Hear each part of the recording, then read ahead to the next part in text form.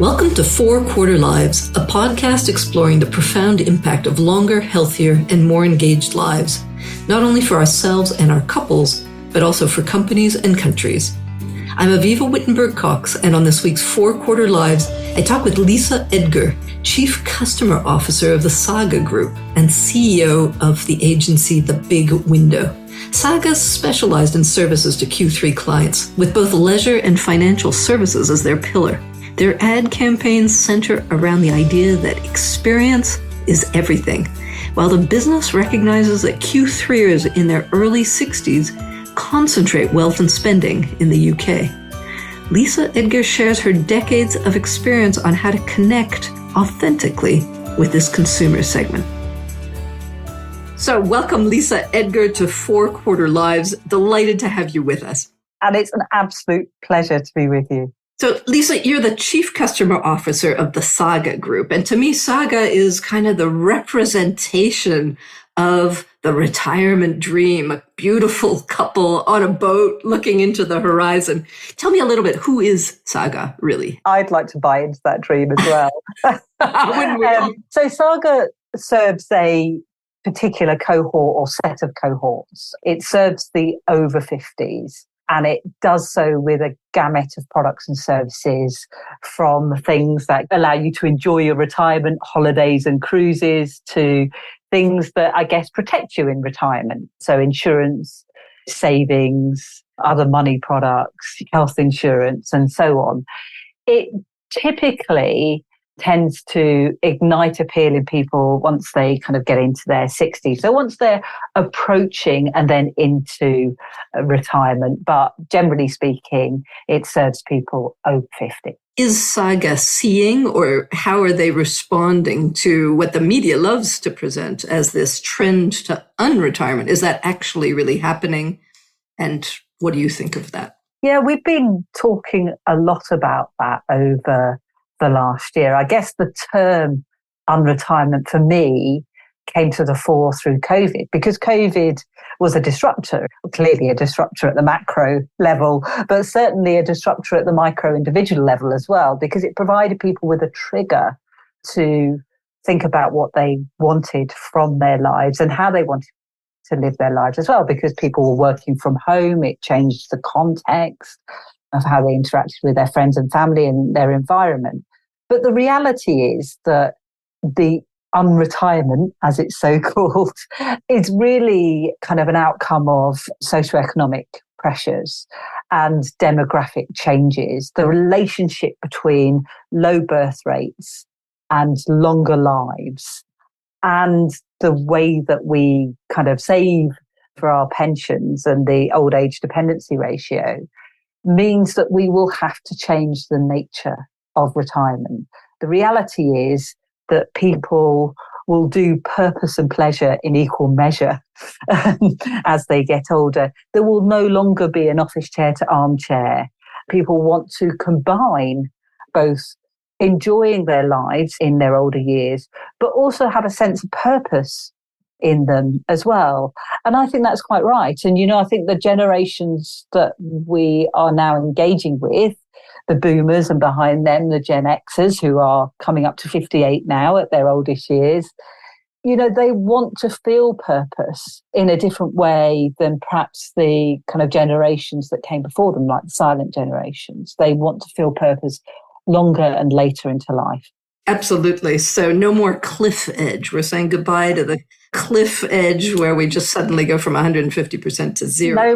No more cliff edge, more glide path. Glide path. I like it. Which leaves us with the fact that you shared with me that the wealthiest segment of consumers in the UK today are the 60 to 64-year-olds. So I guess that's the tail end of the boomers. Do you find that anyone targets them effectively? And what does it take? What are the most common mistakes you see companies making in trying to integrate this aging reality? Yeah, those in their early 60s are the wealthiest in society, Aviva, on almost any ONS measure, house value, savings and wealth, kind of inheritance expectations and so on. But really successfully targeting anyone, whatever their age, is more about relevance than actual age. And I think I really like to hold that word as we go through relevance. Relevance. Relevance to whom and when. Yeah. So relevance is probably more about life phase and life stage than it is strictly about age. We see people go through various forms of retirement at completely different ages. We see people becoming grandparents at completely different ages. We see them paying off their mortgages at different ages, and also seeing their children off post-university, though some of them, of course, come back, completely different ages. And all of these things are fundamental to relevance, what you want at different points in time.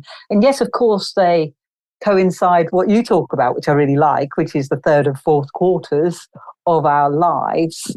But in and of themselves, they're the trigger. Yep. And it's the coincidence with age that's kind of really interesting. And you kind of talk about who does it well, or kind of who makes kind of mistakes. And I kind of think where I see it perhaps going wrong or not quite hitting the relevance target is where organizations get too anchored into age, which becomes binary. And I think as soon as you anchor into age, your conversation starts to become linear, and it starts to think about decline, getting older, getting into a different age, one step at a time, rather than the needs of a life stage and the opportunities and possibilities within that. It was kind of, when I was thinking about your question, it reminded me of just a little project we did a while back on our huge customer panel. We asked a group of people to describe someone at particular age points, 75 or 85. What do you imagine when you see that person? If I just tell you that they're 75 and they're female, or they're 85 and they're male, or whatever it might be.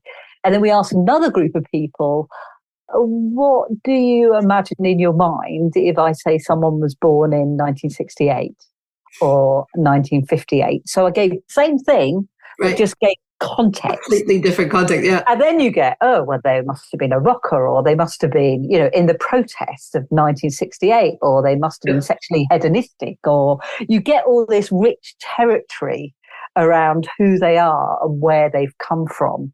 So that generational overlay to the life phase that they're currently at, and that then starts to serve up. How do we relate to them? What's important to them? Where are they at? Where have they come from?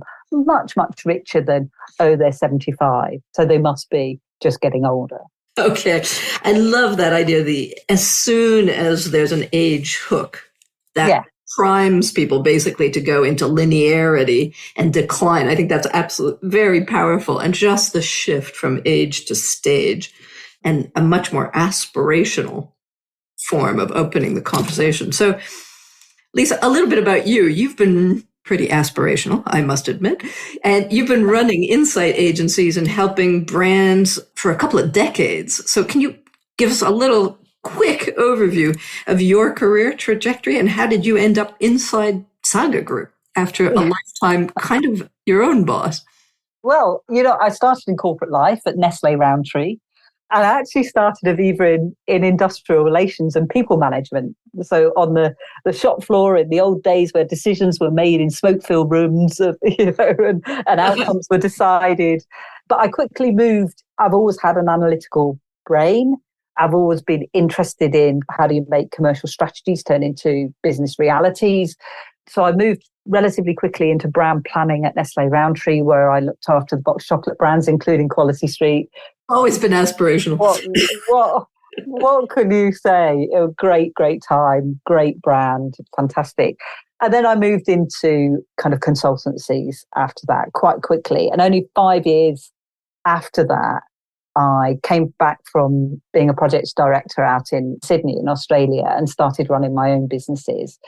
At the time with a business partner, but ran an agency for about 10 years. And in 2010, 2011, in that agency, we were working with Saga as a consultant, and together with some of our other clients where we interfaced with older consumers, particularly financial services clients, because that's key in terms of kind of the life staging overlay onto decision making. Financial decision making is really key as you get into your 50s and 60s.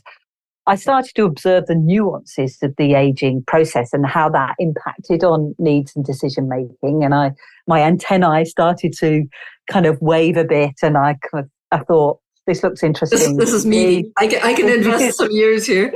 This is really meaty. I did a postgrad looking at the relationship between age and job satisfaction at the same time.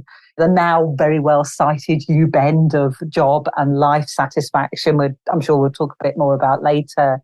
And that really gave me the impetus to start my own agency, to go out alone, where I could really explore the possibilities and the opportunities of not just exclusively the older market, but the pathway into these really interesting life stages we were talking about, even from 30s and 40s. How does that transition? And then really, what does that materialize into as you get into your older life? So about 10 years ago, I started The Big Window, started in the last 2 or 3 years having conversations with Saga saying, this is an enormous opportunity for you in this area if you really not just understand a fixed cohort, but how we change as we go through these life stages. You know, they said, well, how about if we buy into you and you become a bit like behavioural science unit for the government, if you become our expert. Our brain, our eyes on the... well, the eyes, yes. I would hate to say the brain, but certainly the eyes. Yeah. Sitting on the window ledge of the organisation, looking in and starting to formulate. Looking in and looking out, I guess. Yeah, which is great. Yeah, we've still got That's why the agency was called The Big Window.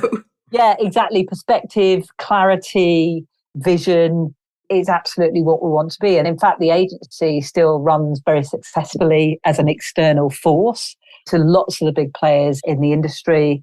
Yeah, so looking out, looking in, a fantastic place to be.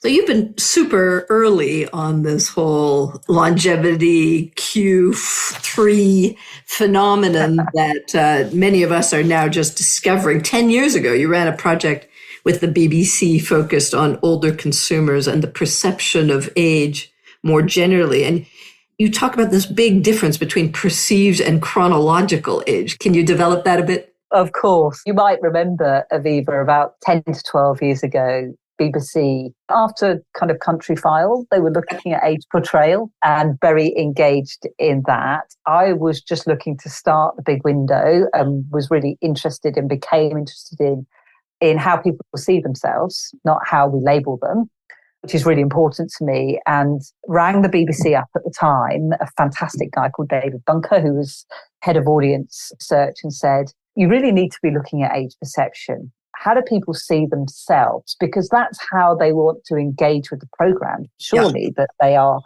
viewing. And lucky for me, he said, you're right, a light bulb's just gone off in my head. And I said, great, because one went off in my head too. So I agreed to explore the area for them and build a model around how people see themselves in age terms and look at the difference between that and their chronological age. Fantastic piece of work, because they've got a 16,000 strong media panel where they track everything that you watch on TV, what you're engaging with on websites and all the rest of it. Absolutely brilliant.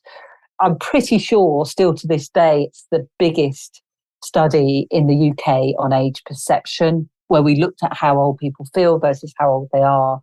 And then we followed that up with a 15-country global study with BBC Worldwide and published that in some quite highly respected journals. But here's the thing, right? Give us the short form version. Yeah, here's the thing. Here's the punchline. Everybody knows that it's intuitive, right, isn't it, that you feel younger than you really are. But that gap starts at age 30. Before then, you want to feel older than you are. It's why we read older magazines when we're teenage girls and all the rest of it. But from about 30, the gap gets bigger and bigger and bigger until around 74, 75, when it's at its biggest. And we typically feel about 15, 16 years younger than we really are. So we kind of feel in our late 50s, in our 60s, perhaps the time where we're really at our peak at work and we're thinking about all the possibilities in our retirement. We hold on to that into our early to mid 70s. And then the gap starts to slow. So what we saw was this sort of polynomial relationship And that relationship is universal. It's not just UK, certainly not just affluent Northern European or Western countries. In fact, the biggest gap between real age and age perception is in the South American countries in Brazil. There's something about that samba dancing lifestyle, positive mindset. The beach. So powerful. We were able to predict. And 30, and globally, universally, 30 is the... Around then, yeah.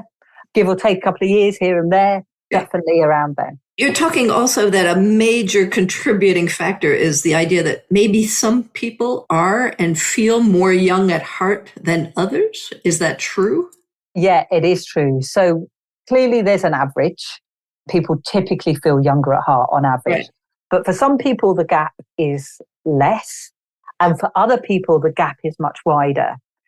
We were able to see that for those people where the gap is wider, bigger than the mean, we could predict the sorts of television programs that they were watching. You can have a sort of, well, Bake Off's a really good example, which tends to appeal to the younger at heart, even though, for goodness sake, it's a program about baking. Why does it appeal to the younger at heart? Because it has maverick personalities leading it. It'll have a Sue and Mel in the first instance and who we've got now. So the maverick characters, even in traditional programs, so those edgy, risky characters tend to really appeal to the younger at heart. And younger at heart people tend to be, more extrovert, more kind of risk-seeking, more engaged with news, further afield. So there's something very predictive about this mindset that's really important. Is this linked to personality typing? Because then we can bring in Becca Levy's work at Yale on how beliefs about age actually dictate our outcome and even our longevity. Yeah, love Becca Levy's work. Love it. Absolutely. So we saw a relationship with positive mindsets and extrinsic personalities or external personality types. So, in relation to Becca's work around positive mindsets leading to positive outcomes, I think that is a really interesting piece. She showed the world over in many different guises, standing on one leg for longer, recovering quicker from illness, remembering more. There's something around, we believe that age is a positive or our life stage is a positive, then that will result in a better outcome for us. That makes sense to me. It certainly makes sense to Saga as a brand, as we started off talking about Saga. How do we play a part in bringing an aspirational version of yourself into your integral belief system? How do we serve that up? That is not about benevolence. That is about facilitation, enabling, and laying the ground out. How I typically see aging is, when we're 80, we still want to swim to the buoy. We just feel a bit more of the riptide underneath. We don't need someone to swim for us. We perhaps just need a bit of management of that riptide, and that's where it's at. But if part of this is like baked in personality, and part of it is just a branding problem with the fact that our historical vision of old isn't so cool, are you suggesting that we can actually shift? If we shift the perceptions, do we shift enough people's view of the whole business to create a physiological improvement? I think that's true. I think if we shift perceptions, if we work on people that, kind of perhaps take a bit longer to internalize external messaging, if we encourage the conversation to change around aging, if we present a different view around aging in what we say, in what we write about, in what we show, then eventually that will be internalized. So it will pervade all personality types. It just clearly external personality types will pick up on those external. We'll have early movers and it will be a natural new product diffusion curve, won't it? So I totally believe that. Okay, so in response to all that, what's Saga doing? What is the Saga approach, key messaging? How are you, essentially rebranding I don't know whether you or your listeners saw, but a couple of years ago, we launched an ad campaign, and the underpinning of that campaign were the words, "Experience is everything." And you can see the duality in that strapline. Experience is everything, in that a positive experience is what you want. That's how we want to see our lives at all stages, but particularly in the stages of life where we have health, wealth, time, and self. Those four key components of Health, the time. And wealth, time, and self. Yeah. So we kind of feel good about ourselves. We have hopefully a bit of money to spend on ourselves. We have the time to spend it, and the belief in ourselves that we can. That we deserve it. We deserve it. We deserve it. The time is ours, right? It's my time is now. So, and then the other component to experience is everything is the truth about aging. Let me tell you the two forms, if I can take this as an aside and try not to make this too kind of staring at my navel or geeky. There are broadly two forms of intelligence: fluid intelligence, which are your, kind of speed to cognition, your speed to reasoning, your very kind of, Professor Deary would say, imagine a picker in a warehouse. The picker machine is your fluid intelligence. It's the one that zips around, kind of forming where things are. And then your crystallized intelligence are the boxes on the shelves. They're the accumulation of knowledge boxes that you mount over time. Now, as we get older, we're probably less reliant on our fluid intelligence. That is the thing that typically declines, usually from our late 20s, that fluid intelligence declines. But we're less reliant on that because we've got all the boxes on the shelves. We've got these enormously valuable components of knowledge, experience, kind of wisdom. I've done it before. So by the time we get to our 50s, and particularly our mid-50s, Aviva, we're actually making our best, most complex decisions and judgments in our kind of early to mid 50s. And that is because experience is everything. It really is.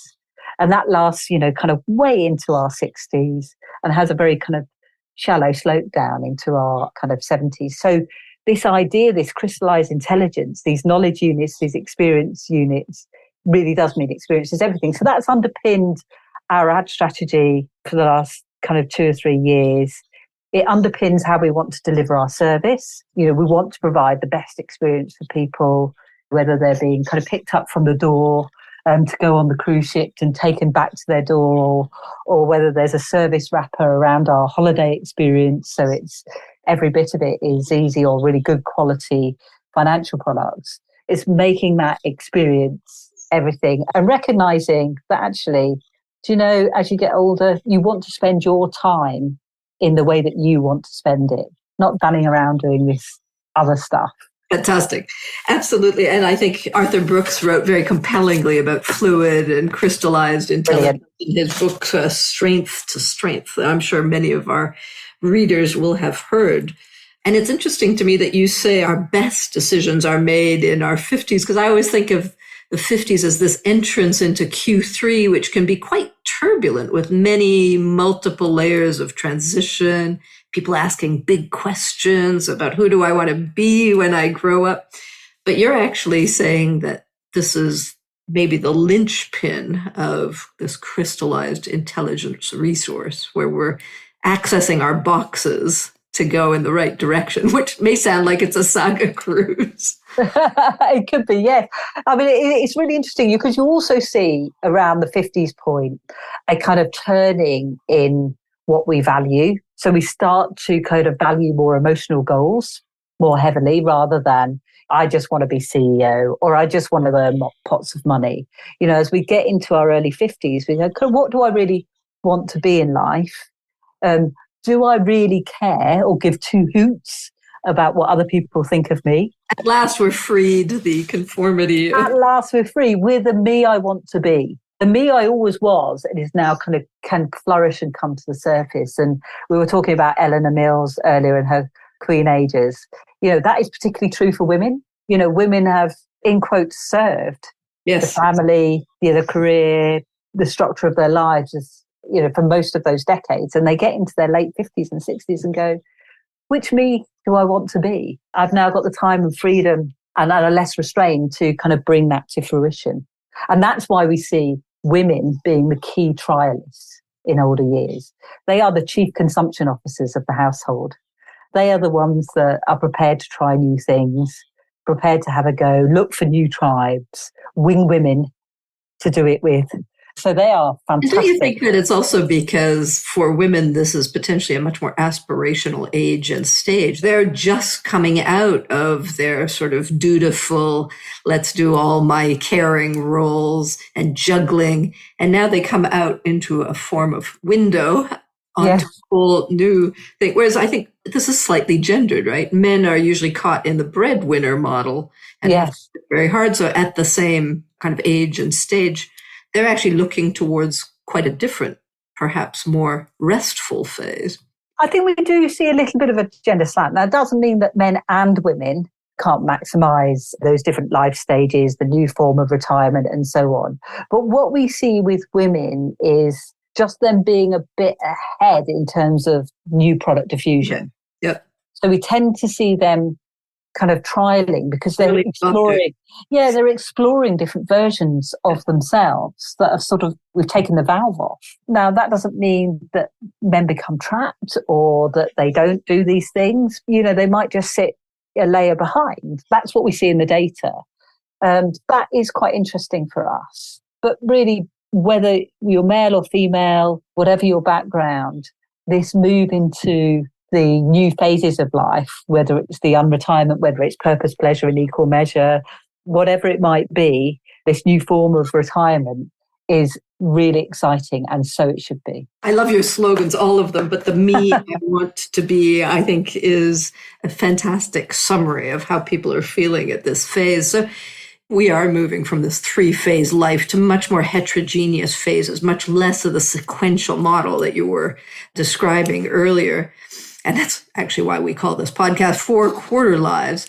But you do kind of pull it back and say there is some predictable age-driven moments. What are they? Yeah, so I mean, I kind of referred earlier to a couple of moments which I think are quite interesting. So they become age-driven really because they tend to happen around the same time. You don't wake up on your 50th birthday and suddenly become a different person, but there is something that kind of correlates around that and time. Kind of like Q3, Q4. Exactly. Those quarters are malleable. They can move a little bit, but they do kind of at least signify an anchor point. And 50 is quite an interesting age. And I think I can just about remember when I turned 50. But I did think, oh, this is a moment I can now, you know, going back to Becker-Levy's theory about socio-emotional selectivity theory, you start to see an horizon. I've got to my 50th, perhaps I can see a version of retirement on the horizon, or I can see the horizon of my mortgage being paid off in so many years, or I can see the children being kind of left home. Because you can see the horizon, you're starting to move towards it, it changes the way you see your life. You start to challenge how you want to spend years. And that's really the trigger into much more kind of an emotional setting or an emotional set of criteria and goals, which is very interesting. And of course, the other thing... And see horizon, does that also mean mortality, that you see the end approaching?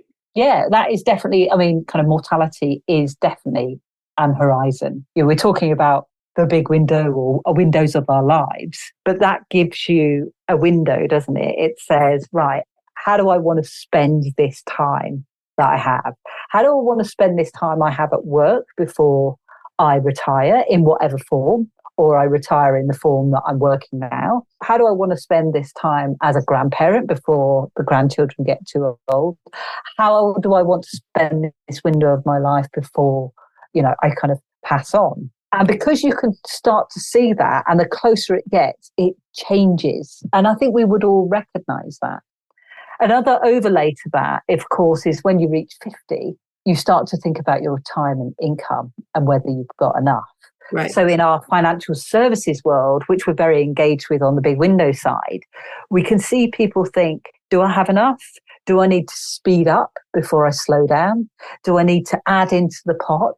How am I kind of pensions constituted, the prevalence of the DC, the direct contribution pension, how are they constituted? Are they going to be enough? How will I serve my retirement? So we start to see a sort of maneuvering of behavior around that as well. Yeah, money. Okay. So that's the 50-year moment. Then there's again a 75-year moment that you've referred to a couple of times, what I would call that fourth quarter shift. What happens then? What's the characteristic of that? Yeah, you've quite beautifully kind of segmented these quarters. So I did it with a lot less research than you've done. You're now proving me right, which I super appreciate. Look, our intuition and our instinct is typically good, isn't it? And of course, that's the bit that gets better with age, because you've got all these boxes that I talked about. Just wait till I'm 75. Yeah, you wait till then. But yeah, at 75, look, we do see a narrowing of the gap between a real and perceived age. And why do we think that is? Well, we think it coincides with what we see in terms of health characteristics start to come to the fore. So, for instance, you can look in the mirror in your mid-70s, or you can see that things are a little bit more creaky. You can still swim to the buoy. It just perhaps you need to warm up a bit more, or you need to cool down a bit more afterwards. You can walk that 12-mile hike from Whitby to Staines or wherever it is. You might need to just kind of loosen up, or you might need a bit of support on the way. So around those mid-70s, we kind of start to see the characteristics of health kind of coming to the fore. In financial planning terms, what we talk about is the sort of mid-60s to mid-70s being your really active retirement phase. It's when you want to do Machu Picchu, Galapagos, tour around Vietnam, Great Wall of China. You're out there, you're doing stuff to your house and all the rest of it, yep. Big stuff. And you're really kind of enjoying that window of health, wealth, time and self. When we get to the mid-70s, it's not that you want to really do less, but the nature of what you do starts to change a bit. You might do more in the community. We see a lot of people engage with helping older people when they're in their late 70s and early 80s. They want to be supportive of those people around them. And they don't see themselves as being old. They just see themselves as being at a phase which is a little bit more passive than it was before, but it is not inactive. That's what we start to see. That's that change point at 75. Fantastic. Okay. So I think that's a good thing to remember, the reality of 50s as a transition into sort of me time, and checking if you need to suddenly do a last burst of saving and earning before you slow down. And then 75 is sort of natural restacking of actually what you want to do and where you want to do it, and probably who you want to do it with, as the reality of the physicality of aging. Yeah, we've got to be authentic, right? We've got to be authentic about aging. We can't say you're going to be running a marathon. Well, actually, some people, of course, do run a marathon. There is some of that in the media, right? Of course. All the 100-year-olds jumping from planes. But we're not all doing that into our, kind of 100th year. But we are very able to live a great life into our older years. We just need to think about how we're going to do that and be authentic and realistic about which part of myself I want to bring to the fore at different times. So do generations have the different Gen X and boomers that you spoke about, do they have different expectations or approaches to these transition moments? I think this generational point is really important. And it is the key to not just seeing age as linear. Like, say if you're a marketeer and you think, I want to appeal to people perhaps not in their 70s, perhaps in their 60s. So I'll do what I was doing before, just make it feel just slightly younger.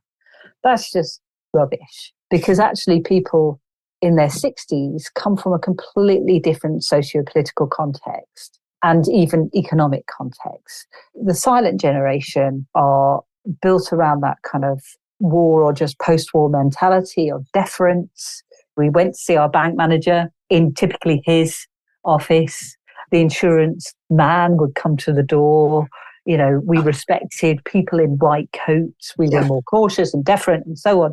Whereas the boomers, they grew up with Rolling Stones. Yeah. They grew up with kind of feeling quite liberal about themselves, their bodies, their kind of sexual relationships.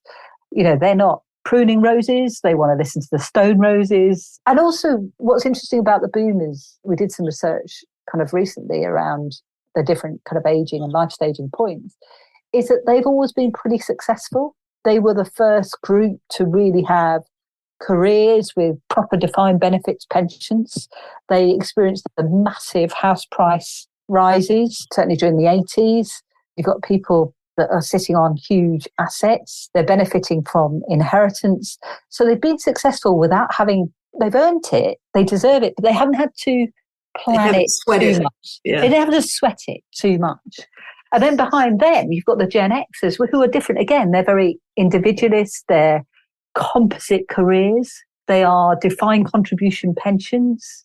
You know, they're going to have to probably, as I say, work harder, longer into retirement. They will have to combine. They can be digital nomads. They will be able to work from kind of anywhere, but they'll probably do that for a bit longer. So they come from a different mentality about how you build career and then retirement.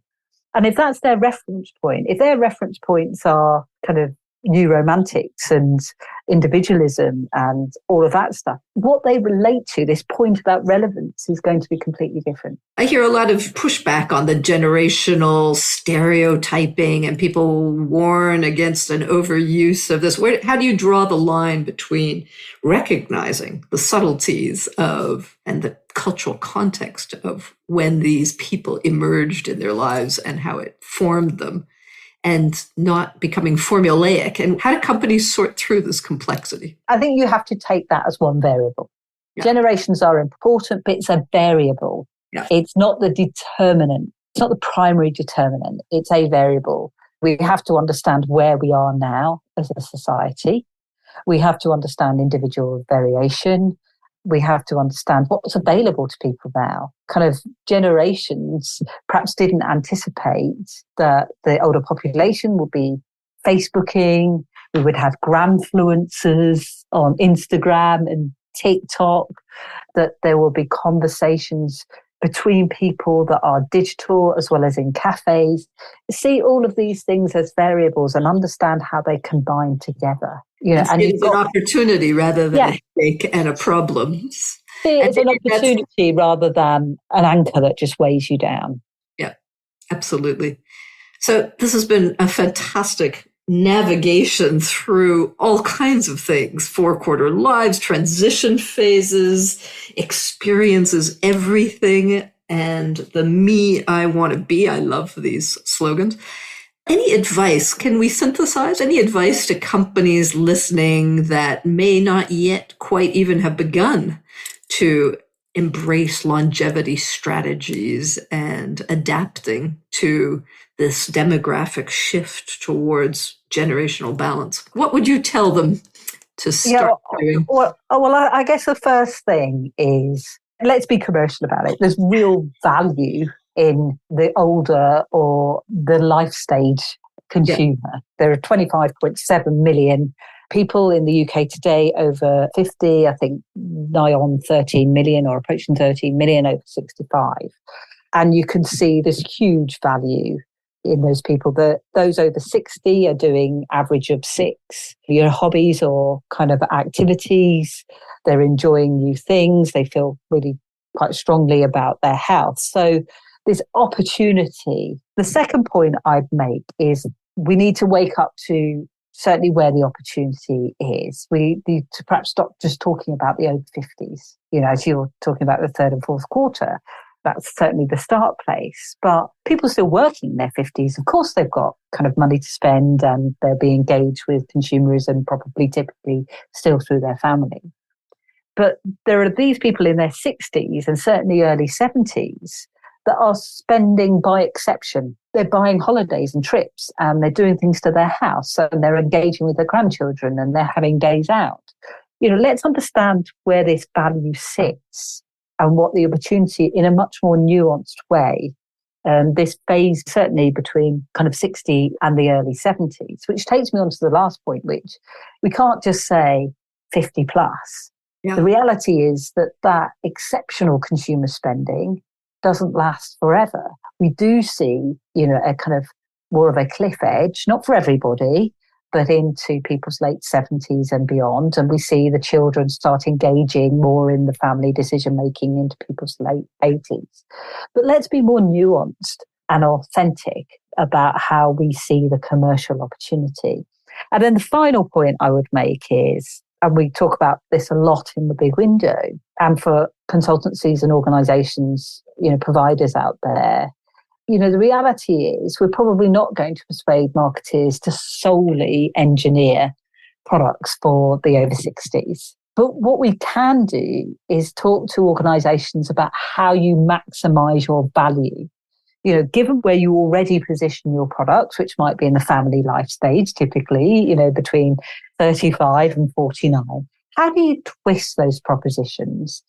How do you work communications into them so that you can really maximize the value of your offering? We are not going to get you to kind of completely change an offer. And perhaps it's not important to offer something completely different, but how do we get you to shape so that you really maximize your opportunity, your commercial opportunity? Fantastic. Companies listening, you've got it. Don't limit yourselves to the 50 plus. What I'm taking away is the 60s is super sexy with huge spending power, and that people are really spending then, and it would do well for companies to start understanding them and paying attention to them a little bit better. I'm waiting to be seduced. So we will welcome companies that are ready to play this dance and feature them. Lisa Edgar, thank you so much for contributing and all the work you've done on rebranding old to something that feels wonderful. Health, wealth, time, and self. Total pleasure. Keep it up. I'll come back to you at 75. Okay. See you then. Bye. Bye-bye. For more thinking about the impact of our 4-quarter lives, you can read my column at Forbes and subscribe to my Elderberries newsletter on Substack. Let's design lives that aren't just longer, but better.